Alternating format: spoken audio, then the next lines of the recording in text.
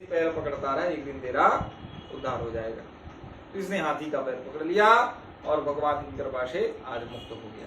सुखदेव जी से परीक्षित जी ने कहा, तो यह हाथी कौन था? क्योंकि इसने भगवान की इतनी सुंदर स्तुति की, बिना हाथी के शरीर में बिना पूर्व पुण्य के ऐसी स्तुति कौन कर सकता है? उन्होंने कहा ये हाथी जो है तो पूर्व जन्म में द्रविड़ देश का पांड्यवंशी राजा था और उसका नाम था इंद्रदुम्न। अत्यंत उपासक था भगवान का। एक बार उसने अभिमानवश अगस्त मुनि को प्रणाम नहीं किया। अगस्त मुनि उसको मार्ग में मिले तो उसने अभिमानवश अगस्त मुनि को प्रणाम नहीं किया। तो अगस्त मुनि ने उसको कहा कि अरे मूर्ख, तू हाथी की भांति मदमस्त होकर के चल रहा है, तू अपनी मर्यादा को खो दिया, इसलिए जा तू हाथी हो जा। तो उस वही जो है तो हाथी के रूप में हाथी की योनि को प्राप्त हो गया। इस प्रकार भगवान ने इन दोनों का उद्धार किया। इसके बाद सुखदेव जी कहते हैं, पांचवें मनु का नाम था रैवत। पांचवा जो मनवंतर था उसमें रैवत नाम के मनु हुए, जो तामस मनु के सगे भाई थे। तामस नाम के मनवंतर में जो तामस नाम के मनु थे उनके सगे भाई थे रैवत। उन्हीं वही पांचवें मनवंतर में मनु हुए।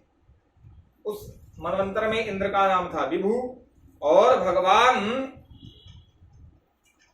ऋषि की पत्नी विकुंठा के गर्भ से वैकुंठ नाम से जन्म लिया और लक्ष्मी जी के कहने पर उन्होंने वैकुंठ का निर्माण किया, जो परम सुंदर लोक धाम है।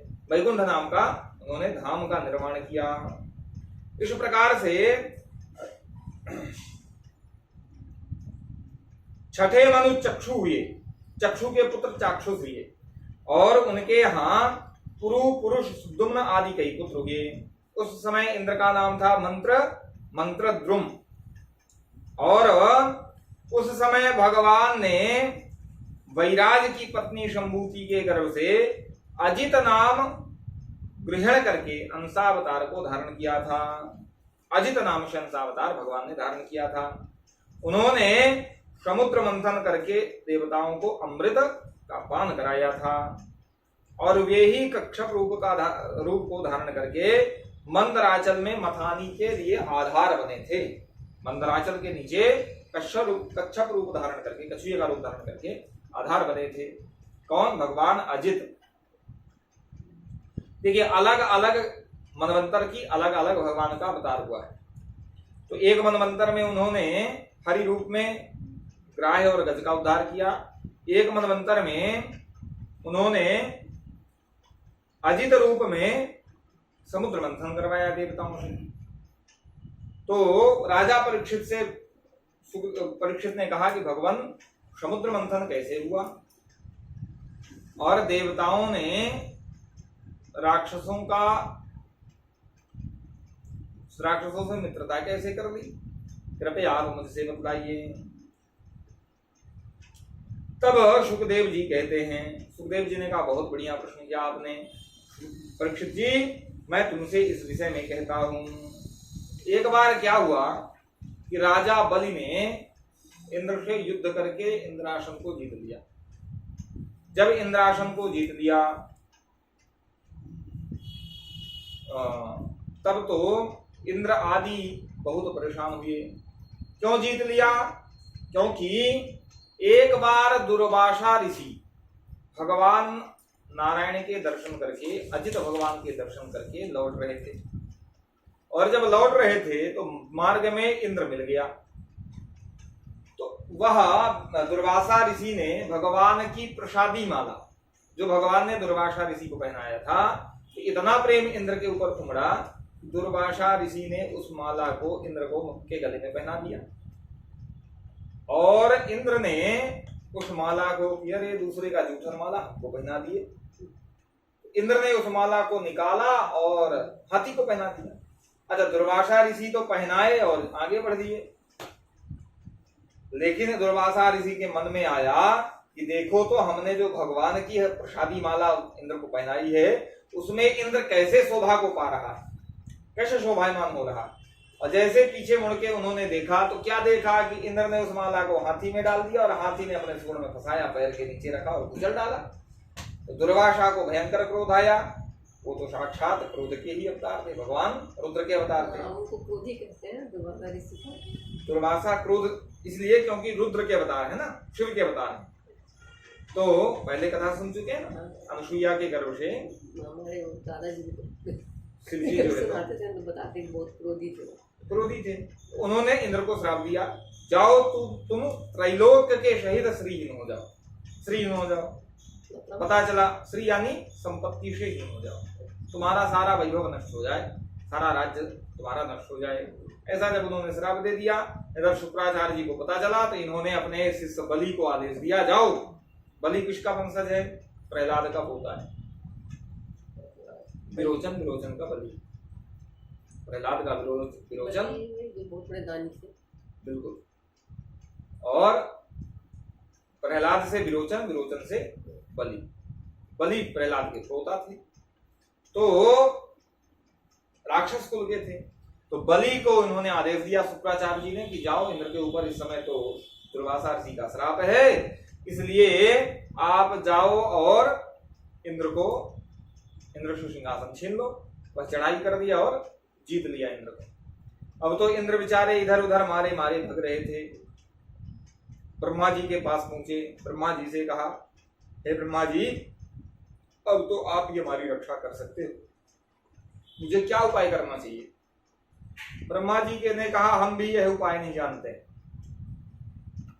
हमें तो भगवान नारायण के शरण में चलना चाहिए।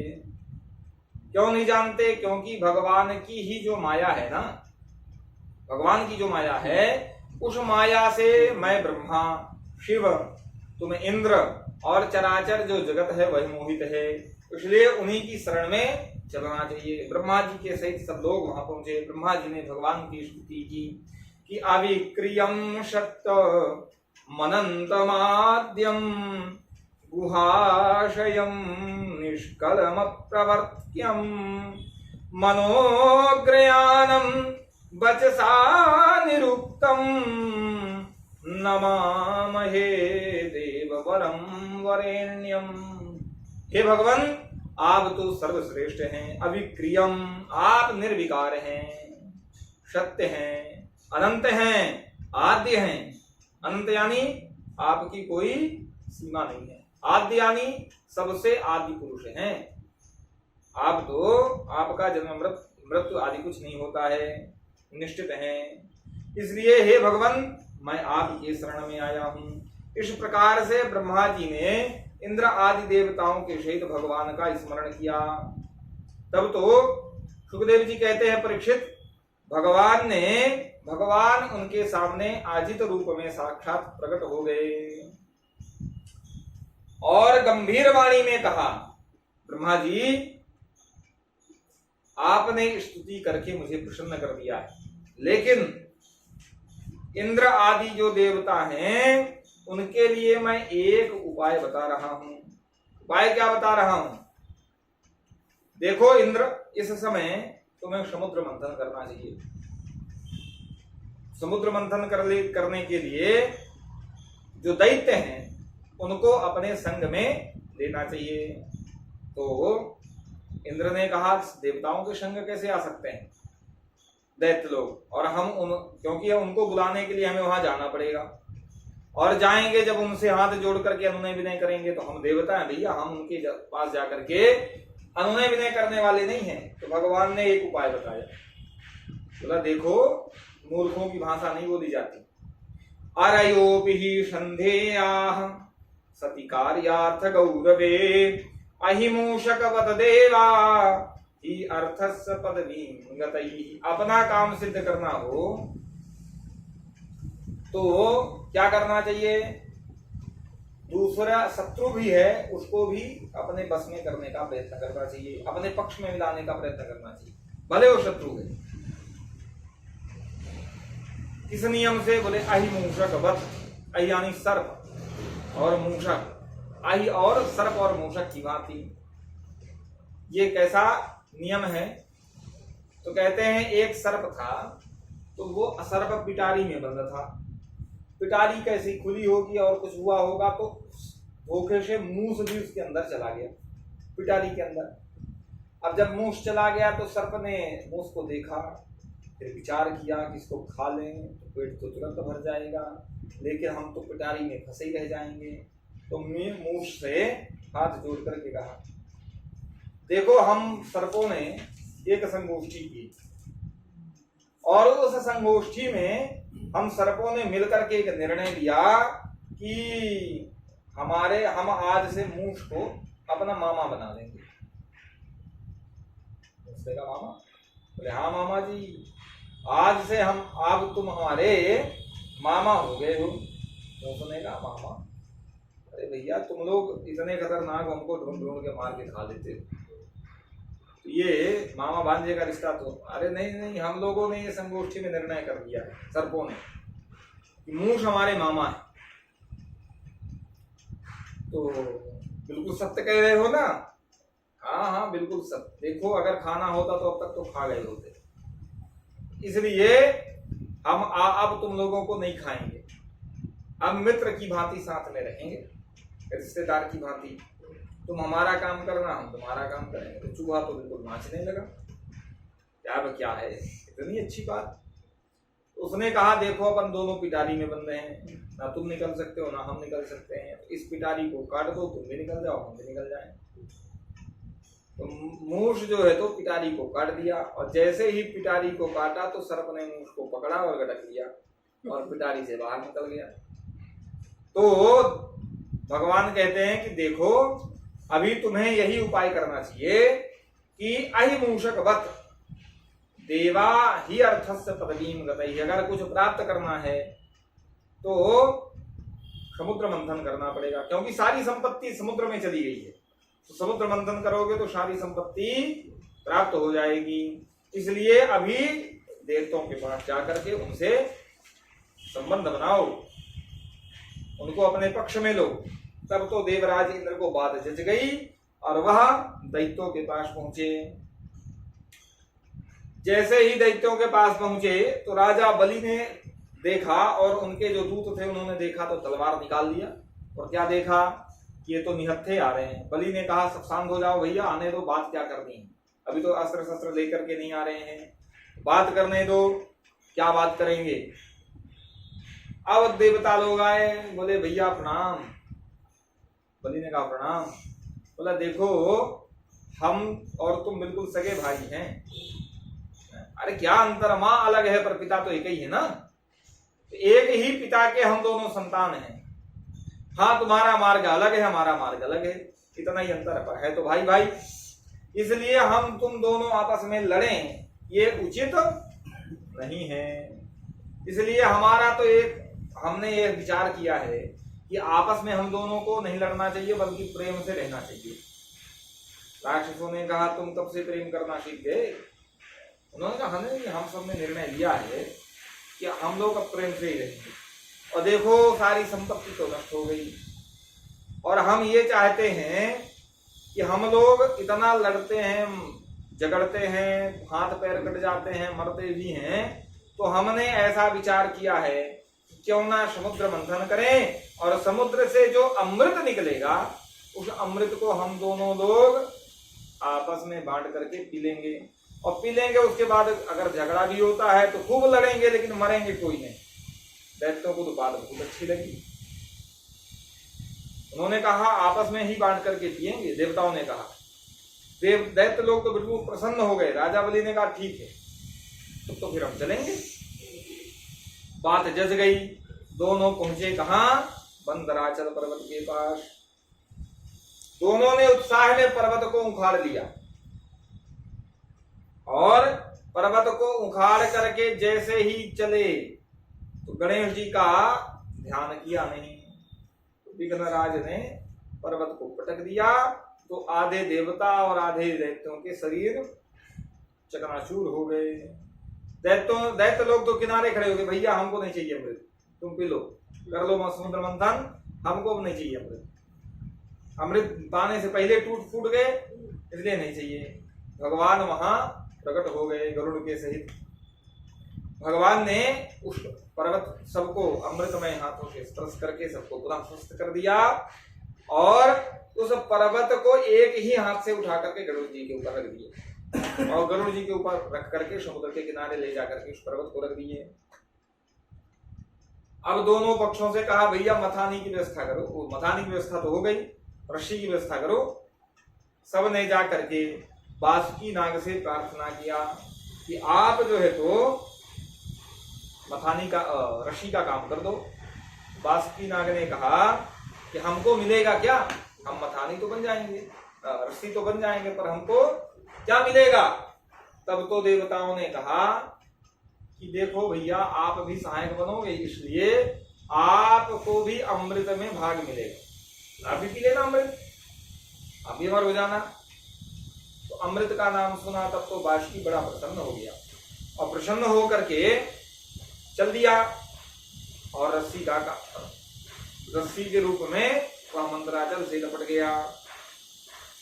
अब सबने इतने में भगवान ने सोचा कि देखो यदि सर्प के मुख के तरफ लगते हैं देवता लोग तब तो पूरा गड़बड़ हो जाएगा। बोले वृंदावन बिहारी लाल की जय, सब गड़बड़ हो जाएगा। अगर मुख के तरफ लगेंगे तो विष उगलेगा तो सब भस्म हो जाएंगे देवता। तो भगवान ने एक उपाय सोचा और देवताओं से कहा देखो भैया तुम लोग बड़े बाप के बेटा हो, उच्च कुल के हो, तुम्हारा आचरण उच्च है, इसलिए तुम मुख के तरफ लग जाओ और दैत्य लोग पूंछ पकड़ लें इसका। तो दैत्य लोगों ने सोचा कि पूंछ पकड़ लें, अरे कहा हम नीचे कूद गए, कहा हम भी तो ऊंचे खानदान के हैं। देवताओं ने कहा कर लो अपना मंथन, हम करने वाले नहीं हैं, हम का छोटे कुल के समझते हो क्या, हम भी कश्यप के पुत्र हैं, कश्यप ऋषि के संतान हैं, इसलिए हम तो पूंछ पकड़ने वाले नहीं हैं। क्यों, बोले नागरहिणीमो वयम पुच्छो अहे रंग अमंगलम, यह अमंगल पूछ है सर्प का, यह अंग जो है तो अहे है अंग अमंगलम, ये पूंछ जो है तो अमंगल कहलाता है, हम पकड़ने वाले नहीं है। तो भगवान ने कहा ठीक है भैया तुम ही बड़े बाप के बने रहो, अच्छा देवताओं तुम पूंछ पकड़ लो। देवताओं ने पूंछ पकड़ लिया। अब समुद्र मंथन जैसे ही शुरू हुआ तो मंदराचल पर्वत नीचे दबने लगा समुद्र में। और जब भगवान ने देखा कि समुद्र में मंदराचल पर्वत नीचे दब रहा है तब तो उन्होंने एक रूप से कच्छप अवतार को धारण कर लिया। बोले कच्छप भगवान की जय। एक अवतार से, एक रूप से कच्छप का अवतार धारण करके, कछुआ, कच्छप उसकी पीठ कितनी मजबूत होती, कुछ भी मारते रहो फर्क नहीं पड़ता। तो उन्होंने नीचे से मंदराचल को उठा लिया। अब तो देवताओं में देवता के रूप में शक्ति का संचार किया, दैत्यों में दैत्य रूप में शक्ति का संचार किया। पर्वत को ऊपर से उन्होंने सहस्त्र भुजाओं को धारण करके पर्वत के समान ही ऊपर से दबा दिया। अब तो मंथन आरंभ हुआ। जब ऐसे करके मथानी को ऐसे घुमाते हैं ना, तो जब मंदराचल घूमता तो उनके पीठ में ऐसा लगता है कि बढ़िया खुजला रहा है, आनंद आ रहा है, खुजली जैसे कर रहा हो, खुजला रहा हो, बढ़िया खुजला रहा है। तो कच्छप भगवान के पीठ में ऐसा लगता। अब तो आरंभ हुआ मंथन। जब मंथन आरंभ हुआ तो जो बासुकी नाग था उसके पहले तो कुछ नहीं निकला, पर उसके मुख से अग्नि की ज्वालाएं निकलने लगी, सब दैत्य जलने लगे। अग्नि की ज्वालाओं में सब दैत्य जलने लगे, देवता भी झुलसने लगे। तब भगवान ने जल की वृष्टि करा करके और वायु के माध्यम से उन सबको शांत किया। इतने में ही हालाहल विष निकला। सबसे पहले क्या निकला? हालाहल विष। देखिए एक बात और समझिए, जब बहुत अच्छा काम करते हैं ना तो सबसे पहले क्या होता है अच्छा काम करने में, कि उसको रोकने टोकने वाले बहुत मिलते हैं। हालाहल विष का मतलब उसको रोकने वाले और उसकी बुराई करने वाले, तो तुम ऐसा काम कर रहे हो, कोई मतलब नहीं है कार्य करने, इसलिए मत करो। तो ऐसा कहने वाले बहुत से लोग मिल जाते हैं, ये करने से अच्छा नहीं है, इसलिए मत करो। और अच्छा काम करेंगे तभी करेंगे ऐसे। तुम अपने मन की करते हो, कभी मना करो तो नहीं हो हमारी, यही सब होता है सबसे पहले। और फिर परिणाम जब मिलता है तो फिर वही लोग क्या कहने, वाह वाह वाह, अगर ये ऐसा काम नहीं करता तो ये आज नहीं ऐसा नहीं होता, वही लोग कहना शुरू कर देते हैं। तो क्या हुआ कि हलाहल जब विष निकला तो सब देवता दैत्य सब जलने लगे उस विष से, भयंकर विष। तब तो सब लोग पहुंचे शंकर जी के पास, और शंकर जी के पास से जा करके उन्होंने शंकर जी से आराधना शुरू कर दी। प्रजापति आदि सब पहुंच गए, प्रजापति सब शंकर जी से कहा कि देव देव महादेव भूतात्मन भूत भावन त्राहि नः शरणापन्न त्रैलोक्य दहना विषाद। हे भगवान देव देव महादेव भूतात्मन भूत भावन, हे भगवान, हे देवादिदेव आराध्य देव महादेव, मैं आपको समस्त प्रजा के साथ प्रणाम करता हूं। आप तो भूतात्मन हैं, सभी के आत्मा हैं, सभी जीवों के, भूत यानी संपूर्ण जगत, जगत के आत्मा हैं। आप तो भूत भावन हैं, जीवन देने वाले हैं, समस्त प्राणियों की आत्मा और जीवन देने के कारण आप लोगों के, आपके शरण में हम सभी आए हुए हैं। आप इस समय यह जो विष का हालाहल विष है, इससे त्रैलोकी जो भस्म हो रहा है, उससे आप हमारी रक्षा करिए। तो शंकर जी ने पार्वती जी से कहा, सती जी से। देख रहे हो ये लोग क्या कह रहे हैं, कह रहे हैं कि विष निकला है तो आप इसको पी लो। देख लीजिए आप क्या कह रही हो, इसको पी लें। सती जी ने विचार किया, कुछ देर तो मौन धारण करके रखा और फिर कहा, स्वामी मैं आपसे क्यों कहूं, कोई भी पतिव्रता स्त्री नहीं कहेगी कि विष पी लो, जहर पी लो, कौन कहेगा अपने पति से। फिर भी जिससे जगत का कल्याण हो ऐसा काम आप जरूर करें, जिससे जगत का कल्याण हो।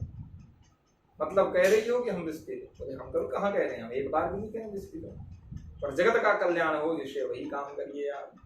तब तो शंकर जी पहुंचे जहां पर हलाहल विष था, तो वहां पहुंच करके शंकर जी ने भगवान का नाम लिया, उसका राम का स्मरण किया। अन्नाम प्रभाव जान शिवानी को, कालकूट फल दीन अमी को। कालकूट को उन्होंने हाथ में ले लिया। अतः कर तली कृत व्यापी हालाहलम विषम अभक्षयन् महादेवः कृपया भूत भावनः। भगवान शंकर ने अपने हाथ को करतली बना लिया, यानी हाथ को ही पात्र बना लिया इस तरह करके, और सारा विष को उन्होंने अपने हाथ में इकट्ठा कर दिया और भगवान का नाम स्मरण करके रा शब्द कह करके उन्होंने विष को मुख में रखा, मां शब्द कह करके बंद कर दिया। पर फिर सोचा कि यदि हमने पेट में ले लिया तो हमारे पेट में सराचर जगत है, सब भस्मीभूत हो जाएगा, इसलिए उन्होंने गले में ही उसको रोक दिया। उसका विष का प्रभाव क्या हुआ कि उनका कंठ पूरा नीला हो गया। क्या हो गए? नीलकंठ। बोले नीलकंठ भगवान की जय। विष को उन्होंने सारे विष को, सारे हलाहल विष को शिव जी ने पान कर लिया। बोले महादेव भगवान की जय। इसीलिए इनको महादेव कहते हैं, जो जगत की रक्षा के लिए विष को भी पी ले। श्रेष्ठ कौन है समाज में भी? शिव को ही महादेव कहते हैं। तो नीलकंठ इसलिए नीला हुआ था। हाँ, इसीलिए नीला हो गया इसके कारण। तो समाज में श्रेष्ठ व्यक्ति कौन है? जो दूसरों को हित की रक्षा करते हुए अगर खुद भी दुख उठाना पड़े तो उसको उठा ले, पर समाज नहीं नष्ट होना चाहिए, यह विचार सदैव करे, वही श्रेष्ठ है। और निजी स्वार्थ में यदि समाज को नष्ट कर दे, राष्ट्र को नष्ट कर दे, तो वो क्या है? वो फिर मनुष्य कहलाने भी योग्य नहीं। तो निजी स्वार्थ का जब परित्याग करके समाज की, देश की, राष्ट्र की रक्षा करे, वही व्यक्ति श्रेष्ठ है। शिव जी ने समाज रक्षा के लिए विष भी पीना पड़ा तो उन्होंने पी लिया। अब थोड़ा बहुत जो हाथ से टपक गया था, थोड़ा बहुत, क्योंकि हाथ में थोड़ा बहुत कहीं ना कहीं, हाँ, तो टपक ही जाता है। जो टपक गया उसको सर्पों ने पी लिया, बिच्छुओं ने पी लिया, वनस्पतियों ने भी उसको ग्रहण कर लिया। वनस्पतियां भी, कुछ वनस्पतियां विषैली हो गई, जिसको अगर छू जाए तो फिर जहर लग जाता है। तो जहरीले जीवों ने, वनस्पतियों ने उसको ग्रहण कर लिया, जिससे उनमें जहर व्याप्त हो गया। अब तो फिर से समुद्र मंथन शुरू हुआ।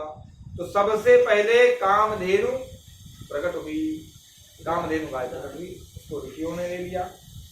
फिर उच्चैश्रवा नाम का घोड़ा प्रकट हुआ समुद्र मंथन से, तो उसको दैत्यों ने ले लिया।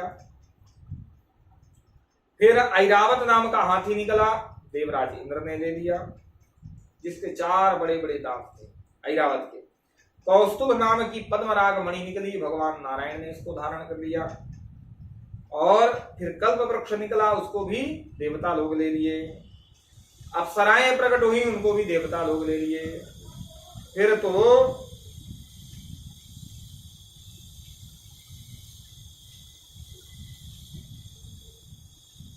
भगवती लक्ष्मी देवी प्रकट हो गई।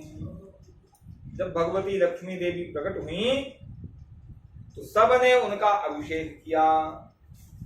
अलग अलग समुद्र ने उसको पीतांबर वस्त्र दिया पहनने के लिए, और गौओं ने पंचगव्य दिया। ऋषियों ने विधिपूर्वक उनका अभिषेक किया। गंधर्वों ने मंगलमय संगीत से उनका स्वागत किया। इस प्रकार से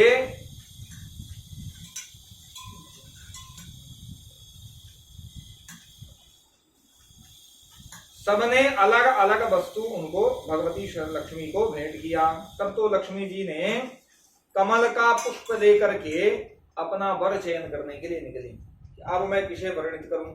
देवता दैत्य सब पंक्ति में बैठ गए, अब हमारा नंबर आएगा, अब हमारा नंबर आएगा। शिव जी भी बैठ गए पंक्ति, ब्रह्मा जी बैठ गए। सबके पास जाती, ये तो हमारे योग्य नहीं है, ये तो हमारे योग्य नहीं है।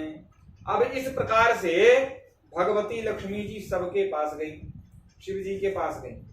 तो शिव जी को उन्होंने देखा, बोले योग्य पुरुष है, इनको वर्ण करने में कोई दोष नहीं है, सब कुछ है इसमें, लेकिन वेश बड़ा अमंगल है। क्वचित चिरायुर्न शील मंगलम क्वचित तदप्यस्ति न वेदमायुषः यत्रो भयम कुत्र च शोक अमंगलः। क्या है? सब कुछ है, आयु भी है, त्यागी भी है, सदैव भगवान का चिंतन भी करते रहते हैं, सामर्थ्यवान भी हैं, लेकिन वेश बड़ा अमंगल है। और जैसे ही नारायण के ऊपर दृष्टि गई, तब तो उन्होंने कहा ये तो सर्व मंगल ही मंगल है, यही हमारे पति के योग्य हैं। और उन्होंने विष्णु भगवान के गले में वरमाला को डाल दिया। बोले लक्ष्मी मैया की, लक्ष्मी नारायण भगवान की जय। विवाह हो गया। पुनः समुद्र मंथन शुरू हुआ। अब जब समुद्र मंथन दोबारा आरंभ हुआ, तब तो एक कन्या उससे निकली, जिसका नाम था वारुणी देवी। उस कन्या को, उस वारुणी देवी को दैत्यों ने ले लिया। और इसके बाद तो एक पुरुष प्रकट हुआ। उस पुरुष के हाथ में स्वर्ण कलश लिया हुआ वह पुरुष प्रकट हुआ। उसके उस कलश में क्या था? अमृत था। भगवान के ही साक्षात अंशांश रूप से भगवान धनवंतरी प्रकट हुई। बोले धनवंतरी भगवान की जय। यही आयुर्वेद के प्रवर्तक माने जाते हैं, कौन? धनवंतरी। और उन्होंने जो कलश हाथ में अमृत का कलश लिया हुआ था, तब तो दैत्यों ने तुरंत छोड़ा रस्सी को, सर्प के मुख को, और तुरंत जो है तो उस कलश को छीन करके भाग दिए। देवता तो मुंह ही देखते रह गए कि हमारा नंबर अब आएगा, और दैत्य लोग कलश लिए और भाग गए। अब तो भगे देवता, बोले नारायण जी अब हमारा नंबर तो गया, इतना परिश्रम किए लेकिन हमें मिलने वाला कुछ नहीं है। भगवान ने कहा चिंता मत करो, हम कुछ व्यवस्था करते हैं। और इधर दैत्य लोग आपस में ही लड़ना शुरू किया। अच्छा, दैत्यों में स्वभाव क्या होता है? अरे मैं लूंगा, उसने कहा मैं लूंगा। सज्जन जो पुरुष होता है ना, वो क्या कहता है, सब मिल बांट के खा लो। लेकिन जो दुष्ट स्वभाव के होते हैं वो कहते हैं नहीं मैं ही खाऊंगा, दूसरा खाए चाहे ना खाए। तो दैत्य भी ऐसे करने बोले, अहम पूर्वम ना तुम न तमिति प्रभो, भैया तुम नहीं लोगे, मैं पहले लूंगा, मैं पहले लूंगा, मैं पहले लूंगा, ये कह करके सब चिल्लाने लगे। दैत्यों में भी कुछ कमजोर थे, शक्तिहीन थे जो, तो उन्होंने कहा लड़ने भिड़ने से तो कोई मतलब नहीं है, तो इसलिए वो दुहाई देने लगे, देखो भैया ये धर्म कर रहे हो, ये धर्म नहीं है। देवताओं ने भी अपने साथ तो मेहनत परिश्रम किया है, अपनी बात तो पहले से जी सब मिल बांट करके खाएं पिएंगे, लेकिन तुम देवताओं के साथ अच्छा नहीं कर रहे हो। अब वो उन दैत्यों से भिड़ नहीं सकते, इसलिए वो क्या सोचते हैं कि कैसे भी अपना काम बन जाए, हमारा भी नंबर आ जाए। तो उन्होंने दुहाई देना शुरू कर दिया कि आप अच्छा नहीं कर रहे हो, ये अच्छी बात नहीं। इस प्रकार से जब दुहाई देना शुरू कर दिया तो दैत्यों ने, तब तो क्या हुआ, इतने में ही भगवान ने मोहिनी का रूप धारण कर लिया। बोलिए मोहिनी भगवान की जय। अनुपम सौंदर्य, और उधर से ठुमक ठुमक करके चलती हुई आई। अरे भैया काहे झगड़ रहे हो? सब दैत्यों की नजर गई वहां पर, और जैसे ही दृष्टि पड़ी तो दैत्यों ने कहा कि अहो रूपम अहो धाम अहो अश्यानवम वया इति ते तामभिद्रुप्य प्रक्षुरजात हृच्छया। अरे इसने तो हमारे चित्त को हरण कर दिया। अहो रूप, कैसा अनुपम सौंदर्य है, अहो धाम, और पता नहीं कहां से आई है। इसकी उम्र तो देखो, इसका स्वभाव, शरीर तो देखो, कितनी सुंदर लग रही। अच्छा, दैत्य क्या है? कामी पुरुष है, भोगी पुरुष है, भोग में स्वभाव है उनका। तब तो उन्होंने भगवान के मोहनी स्वरूप को देख करके मोहित हो गए, और उनसे पूछा मोहिनी से, बोले का तम कांज पलाक्ष साक्षी कुतो वा किं चिकीर्षसि कस्यासि बत बामोरु मथनन्तीव मनांशिनः।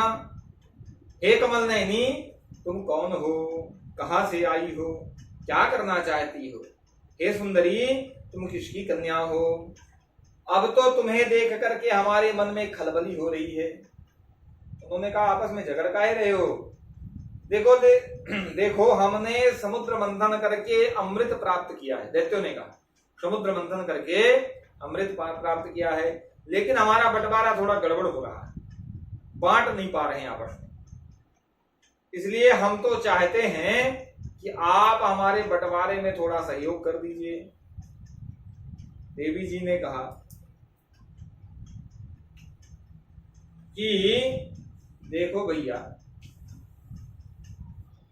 तुम तो बड़े अच्छे कुल के दिखाई दे रहे हो। हमने सुना है कि तुम कश्यप नंदन के संतान हो, कश्यप के संतान हो, इतने उच्च कुल के जन्म लेकर के, और तुम इतनी छोटी सी बात के लिए झगड़ रहे हो। तब तो राक्षसों ने कहा क्या मीठी बात करती है, देखने में सुंदर नहीं है, मीठी बात भी करती। तब तो इसी से बंटवारा होना चाहिए। भगवान ने कहा कि कथम कश्यप दायादाह पुनश्चल्याम मयि संगता विश्वासम पंडितो जातु कामनीषु मयाति। अच्छा, कोई व्यक्ति में विश्वास जमाना हो ना, तो पहले ये कहना आरंभ कर दिया, अरे भैया हम करेंगे तो फिर तुमको विश्वास नहीं होगा, और हमारा विश्वास भी तुम क्यों करोगे, हम कौन से तुम्हारे रिश्तेदार। तो सामने वाला और विश्वास करने लगे।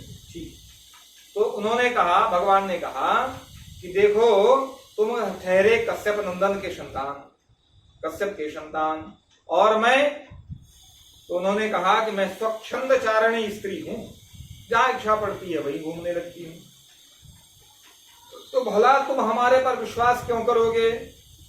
क्योंकि जो तुम लोग बड़े बुद्धिमान हो और इतने बुद्धिमान होकर के मुझ स्वच्छंद चारणी पर कैसे विश्वास करोगे? तब तो राक्षसों ने सोचा, वाह इतनी मीठी बात करती, निश्चित ये बंटवारा कर देगी। उन्होंने कहा, नहीं देवी जी, हम सब ने आपस में चर्चा कर दिया, कोई कुछ नहीं बोलेगा, आप तो बंटवारा करो। उन्होंने कहा, फिर हमारी एक शर्त है। शर्त क्या है? कि हमारे बीच में बोलोगे नहीं, हमारी जैसी इच्छा हम वैसा बंटवारा करेंगे, हमारी इच्छा से के अनुसार तुम बोलोगे नहीं कि कैसी बंटवारा कर रहे हैं।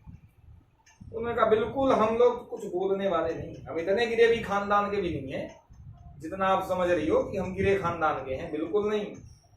कश्यप जी के संतान हैं और हम लोग उच्च सोच वाले हैं, हम बिल्कुल नहीं बोलेंगे। अब तो उन्होंने कहा, ठीक है, तो स्वीकार करते हैं। पर देखो दैत्यों, आप और देवता सबने मिलकर के समुद्र मंथन किया है, इसलिए हम सब में बांटेंगे। ठीक है, स्वीकार है। अब तो सब स्वीकार है। तब तो भगवान ने विचार किया कि अगर इन दैत्यों को पिला दिए तब तो गड़बड़ हो जाएगी, क्योंकि दुष्ट स्वभाव के व्यक्ति हैं, अगर ये अमर हो जाएंगे तब तो कई लोग का गड़बड़ हो जाएगा, काम गड़बड़ हो जाएगा। तो भगवान ने सबसे पहले उन दैत्यों को अपने रूप माधुर्य से मोहित कर दिया, और मोहित करके फिर देवताओं की पंक्ति की तरफ घूम गई और देवताओं को पिलाना शुरू कर दिया अमृत। एक देवता को अमृत पिलाती और एक दैत्य को अपने रूप माधुर्य से मोहित करती। अब दैत्य भी कुछ बिल्कुल नहीं बोलते, बोले वृंदावन बिहारी लाल की, कुछ नहीं बोलते। क्यों बोले भैया? अगर कुछ बोल देंगे तो अपमान होगा और हम सिद्ध हो जाएंगे कि हम नीच खानदान के हैं, छोटी सोच रखते हैं, इसलिए उन्होंने कुछ नहीं बोला। पर एक स्वर भानु नाम का दैत्य था, उसने सोचा कि कुछ गड़बड़ है, इसलिए उस दैत्य ने देवताओं का भेष बना करके और देवताओं की पंक्ति में बैठ गया, सूर्य और चंद्रमा के बीच में। जब दोनों के बीच में बैठ गया तो जैसे ही उसको अमृत पिलाया तैसे इन दोनों ने बता दिया कि देखो ये दैत्य है। भगवान ने अमृत पिलाते पिलाते ही उसका सिर धड़ से अलग कर दिया, और उसका सिर धड़ से अलग हो गया। तो वही फिर बाद में राहु नाम का दैत्य हुआ। भगवान ने सबको जब देवताओं को अमृत पिलाया तो अपने वास्तविक रूप में प्रकट हो गए। तब तो दैत्यों ने कहा, अरे हमारे साथ तो बहुत बड़ा धोखा हो गया, हम तो ठगे गए, अरे मारो मारो काटो काटो, ऐसा कह करके सब दैत्यों ने चिल्लाना शुरू किया और देवासुर संग्राम हो गया। सब देवता जो है तो क्योंकि अमृत पी लिए थे इसलिए देवताओं को कुछ नहीं हुआ और दैत्य लोग मारे गए, यहां तक कि राजा बलि भी मारा गया, राजा बलि भी मारा गया। तब तो जब सब देवता और दैत्य बलि मारे गए तब ब्रह्मा जी ने युद्ध को शांत किया कि देखो आप लोग अमृत पी चुके हो, इसलिए अब आपको युद्ध शोभा नहीं देता है, अब ये दैत्य बेचारे निर्बल हो चुके हैं, इसलिए आप युद्ध को रोक दो। देवता लोग युद्ध को रोक दिए।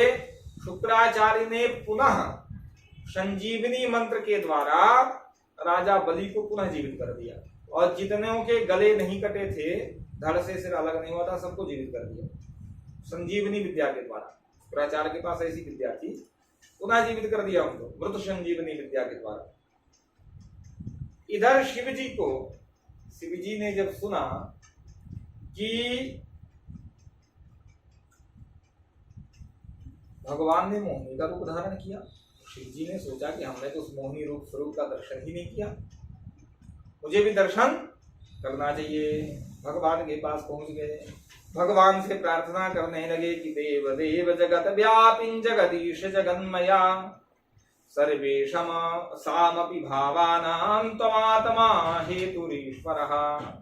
हे भगवान, आप जगत के स्वामी हैं, आप तो जगदीश्वर हैं, मैं आपके उस रूप माधुरी का दर्शन करना चाहते। देखिए जितने भी आपके अवतार हुए हैं सभी अवतारों का हमने दर्शन किया है, पर इस मोहिनी अवतार का तो हमने दर्शन ही नहीं किया।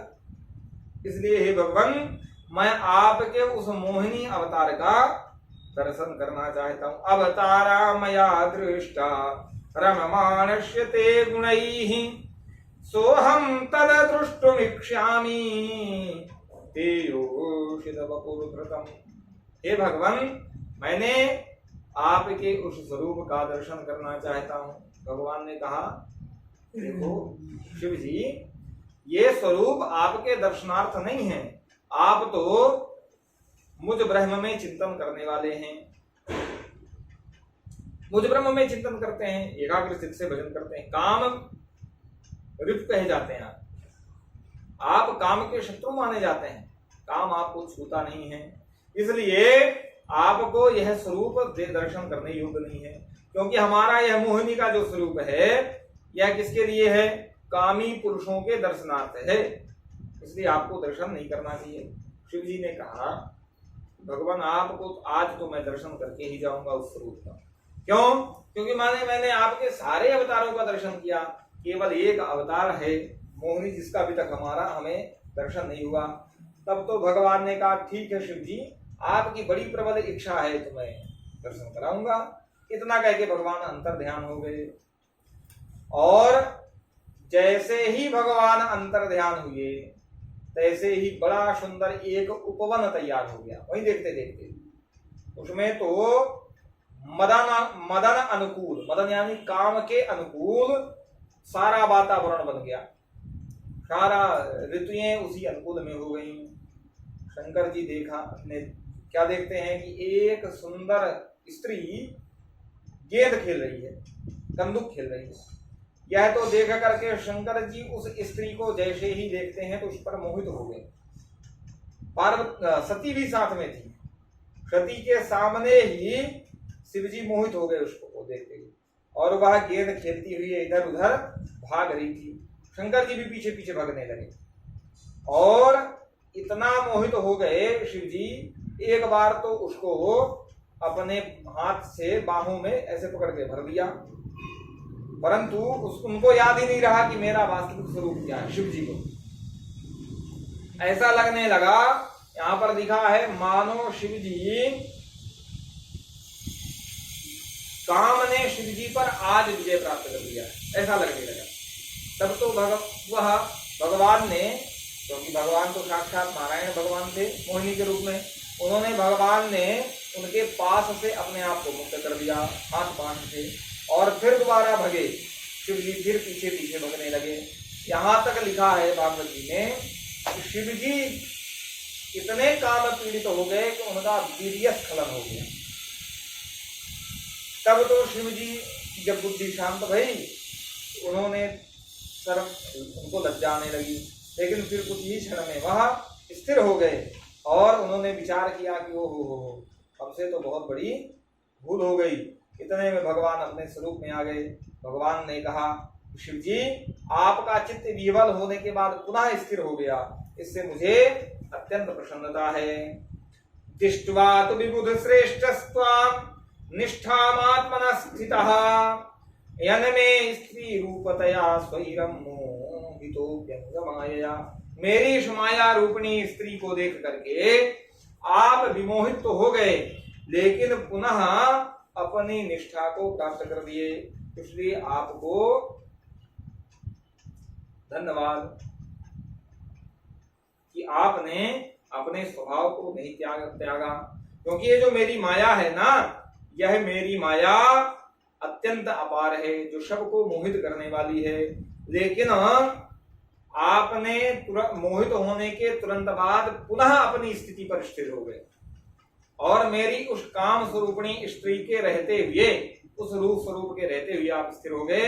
इसलिए आपके इस स्थिर भाव को मैं नमन करता हूँ, प्रणाम करता हूँ।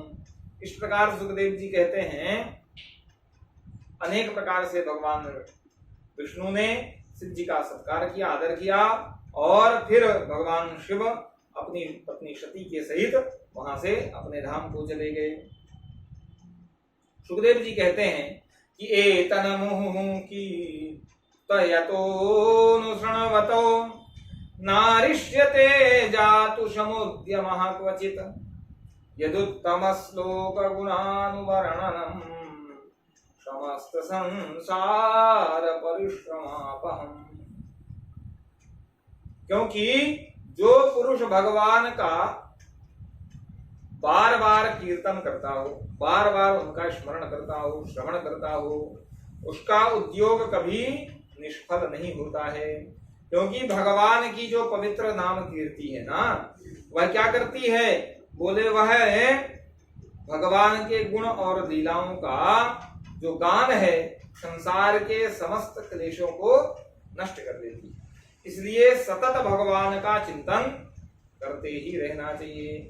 क्योंकि भगवान शिव भगवान के सतत नाम गुण का चिंतन करते रहते हैं, इसलिए भगवान के उस मोहिनी स्वरूप में मोहित होने के बाद भी वह अपने पुनः अपनी स्थिति को प्राप्त हो गए। सुखदेव जी कहते हैं कि परीक्षित, जो सातवां वर्तमान मनवंतर है, जो वर्तमान में सातवां मनवंतर चल रहा है, उस मनवंतर के जो मनु हैं वो विवस्वान सूर्य के जो पुत्र हैं श्राद्धदेव मनु हैं। श्राद्धदेव मनु, उन्हीं को वैवस्वत कहते हैं। वही श्राद्धदेव मनु, जिनका नाम वैवस्वत है, वही इस मनवंतर के मनु हैं। जो वर्तमान में पंडित जी लोग संकल्प कहते हैं ना, क्या कहते हैं? वैवस्वत मनवंतरे, वही वैवस्वत मनु। तो संकल्प में पूरा बदलाया जाता है। पंचांग में हमारी जो कालगणना, हमारी कालगणना का मतलब जो पंचांग की दृष्टि से कालगणना है, वो अभी की नहीं है, वो करोड़ों वर्ष की कालगणना है। कितने की है? करोड़ों वर्ष की कालगणना है। लेकिन जो कैलेंडर अपन रखते हैं और अंग्रेजी में जो रखते हैं, उसकी कालगणना तो अभी की है, अभी की है 2021 तक की। उसके पहले की कालगणना उपलब्ध नहीं है, और उसमें भी कई बार संशोधन हो चुका, कई बार संशोधन हो चुका उसका। पहले तो 10 ही महीने थे एक वर्ष में। कितने महीने? 10 महीने। फिर उसमें संशोधन हुआ तो फरवरी जोड़ी गई, फिर जनवरी जोड़ी गई। तो उसमें भी पहले 30 दिन के महीने थे, फिर 31 के कर दिए कुछ महीनों को। तो जैसे जुलाई को 31, जूलियस नाम का राजा है, उसने जुलाई को 31 महीने का एक दिन बढ़ा दिया। हम राजा है इसलिए जुलाई 31 दिन। और एक अगस्तीन नाम का राजा हुआ तो उसने अगस्त को 31 का कर दिया। तो मैं भी राजा हूँ इसलिए अगस्त 31 का। इस तरह से बढ़ते करते रहे।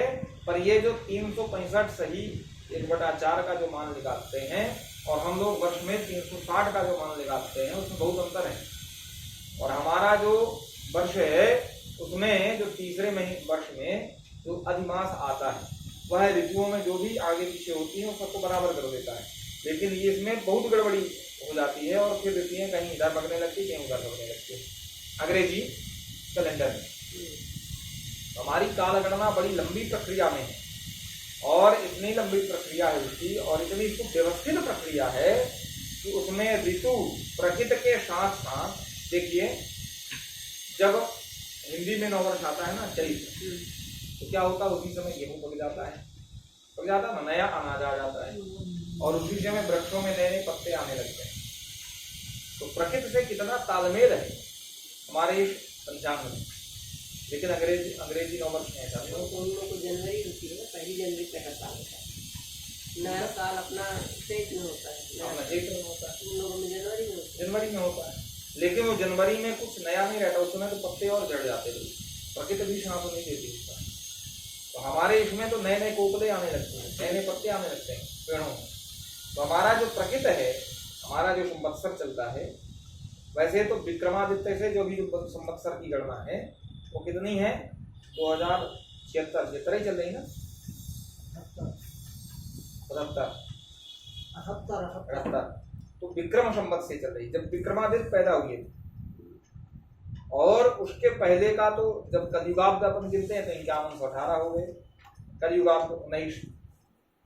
तो कलयुग के इतने बीत गए, उसके पहले के गणना बड़ी लंबी है, बड़ी लंबी प्रक्रिया और सुव्यवस्थित प्रक्रिया है। तो कह रहे हैं कि वर्तमान जो मनु है, मनवंतर चल रहा है, उसके वैवस्वत मनु हैं और उनके 10 पुत्र हुए। कौन? बोले इक्ष्वाकु, नभग, दृष्ट, सरयापी, नरिष्यंत, नाभाग, अधिष्ट, करुष, प्रषद और वसुमान। क्यों बता रहे हैं? क्योंकि अभी आगे चल के इनके चरित्र को सुनना है। इनके अभी इक्ष्वाकु जब वंश का वर्णन होगा तब इन्हीं के चरित्रों को सुनना है। इक्ष्वाकु का, जिसमें राम पैदा हुए थे, ठीक है। फिर चंद्र वंश का, अत्रि से जो वंश चला, जो विवस्वान श्राद्ध देव से चला, विश्वान से चला, उनका वंश। तो इस प्रकार से तो जो चंद्रमा वंश चला, चंद्रवंश से, उसमें भगवान कृष्ण पैदा हुए और जो सूर्य से वंश चला उसमें भगवान राम पैदा हुए। तो अभी आगे चल के उनकी चरित्र सुनना है। तो वैवस्वत मनु के 10 पुत्र हुए। और हे परीक्षित, इस मनवंतर में आदित्य, तपस, रुद्र, विश्वेदेव, मरुदगण, अश्विनी कुमार और ऋभु, ये जो है तो 7 प्रधान देवता हुए। और पुरंदर नाम का इंद्र हुआ इस मनवंतर में। कौन है? इंद्र, पुरंदर इंद्र है। कश्यप, अत्रि, वशिष्ठ, विश्वामित्र, गौतम, जमदग्नि और भरद्वाज, ये 7 ऋषि हैं। इनको सप्तर्षि कहते हैं। इसमें 7 ऋषि यही हैं। और हे परीक्षित, मैंने 7 मनवंतरों की कथा तुमसे संक्षेप रूप में कह दिया। और कह रहे हैं कि छठे बाकी तो मैंने पहले कह दिया था, इनका वर्णन। विवस्वान, भगवान सूर्य की 2 पत्नियां थी, एक संज्ञा और एक छाया। संज्ञा और छाया नाम की 2 पत्नियां थी। ये दोनों ही विश्वकर्मा की पुत्री थी। कुछ लोग ऐसा भी कहते हैं परीक्षित कि इसकी एक तीसरी पत्नी थी बड़वा, लेकिन मेरा विचार ऐसा है कि वो बड़वा जो है तो सूर्य की जो छाया संज्ञा नाम की पत्नी थी वही बाद में बड़वा बन गई थी। तो जो संज्ञा नाम की पत्नी थी उससे 3 संतानें हुई। कौन? बोले यमी और श्राद्धदेव मनु, जिनको वैवस्वत कहते हैं। यमी श्राद्धदेव। छाया के 3 संतानें हुई। कौन? सावर्णी, शनि, यही शनि ग्रहों में जो स्थित है, शनि, और तपती नाम की एक कन्या जो संवरण की पत्नी बनी। और जो बड़वा रूप में संज्ञा हो गई तब भी उसके 2 अश्विनी कुमार हुए जो वैद्य कहलाए, चिकित्सक कहलाए। अश्विनी कुमार उत्पन्न हुए। इसी प्रकार से 8वें मनवंतर में सावर्णी मनु होंगे और उनके पुत्र होंगे निर्मोह, विरजष्ट। हे परीक्षित, उस समय सुतपा, विरजा, अमृतपर नाम के देवगण होंगे। उन देवताओं के इंद्र होंगे विरोचन के पुत्र बलि। कौन? राजा बलि उस समय इंद्र बनेंगे। और यही बलि जिनको भगवान विष्णु ने वामन रूप धारण करके इनसे 3 पग में ही सारी सृष्टि को नाप लिया था, वो यही बलि आगे चल करके क्या बनेंगे? इंद्र बनेंगे। तब तो उन्होंने पूछा कि भगवान ने वामन का रूप धारण करके बलि से क्यों 3 पग में क्यों सारी पृथ्वी को नाप दिया? तब तो सुखदेव जी ने कहा कि अब हम यह दूसरे सत्र में इस कथा को सुनाएंगे, अभी के लिए विश्राम। आए भगवान नाम संकीर्तन करते हुए कथा को। तो आए भगवान नाम संकीर्तन करते हुए कथा को यहीं पर विश्राम करें। श्री कृष्ण गोविंद हरे मुरारे, हे नाथ नारायण वासुदेवा। श्री कृष्ण गोविंद हरे मुरारे, हे नाथ नारायण वासुदेवा। श्री कृष्ण गोविंद हरे मुरारे, हे नाथ नारायण वासुदेवा। श्री कृष्ण गोविंद हरे मुरारे, हे नाथ नारायण वासुदेवा। श्री कृष्ण गोविंद हरे मुरारे, हे नाथ नारायण वासुदेवा। हे नाथ नारायण वासुदेवा, हे नाथ नारायण वासुदेवा। बोले वृंदावन बिहारी लाल की